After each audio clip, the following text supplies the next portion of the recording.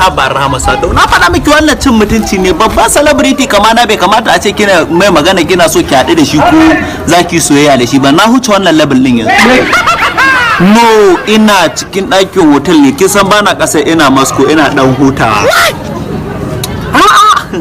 Kinga ni yanzu ba zan iya soyayya da ke ba. Wannan Tiwa Savage ta dame ni da kira. Allah kinga dan minti biyu za mu waya da ita ma wannan yarinyar Rihanna. In na gama da kila zan iya waiwaye ki.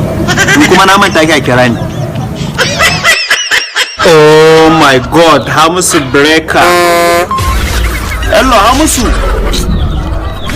Ya ne a gida? No, kai hakuri, na faɗa maka ni yanzu ba zan iya waka da ƙananun mawaka irin ku ba. Ni kaga da kai da sarkin waka da Nura M Inuwa da Umar M Sharif da Abdul Diwa da Isa Ayagi ga baki ɗaya kun uzura wa rayuwa ta kwata bana jin ba. Ku daina takura min fa.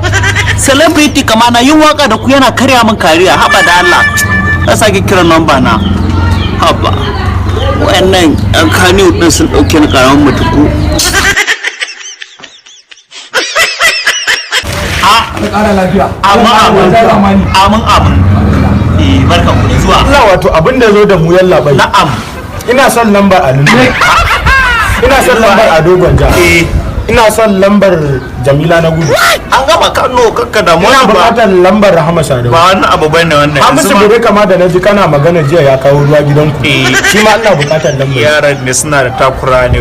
Ni ban so ringa shiga harkokin saboda ban so a raina ni. Kai me ya faru? Ni babban buri na in yi hoto da Ado Gwanja, in yi hoto da Alinu, da Hadiza Gabo, da Zainab dan tata, da Dangote. Kaga da Allah wannan ba yan fim bane. Ni ya harkata da yaran mu ne celebrity na cikin industry. So ba matsala, za mu duba yiwuwa haka. Yanzu abin da zai faru, kan ku damu, wannan karamin abu ne a gurina. Kawai abin da nake so da ku tafi gida, kowanne daga cikin ku nan da shekara 2 ya dawo.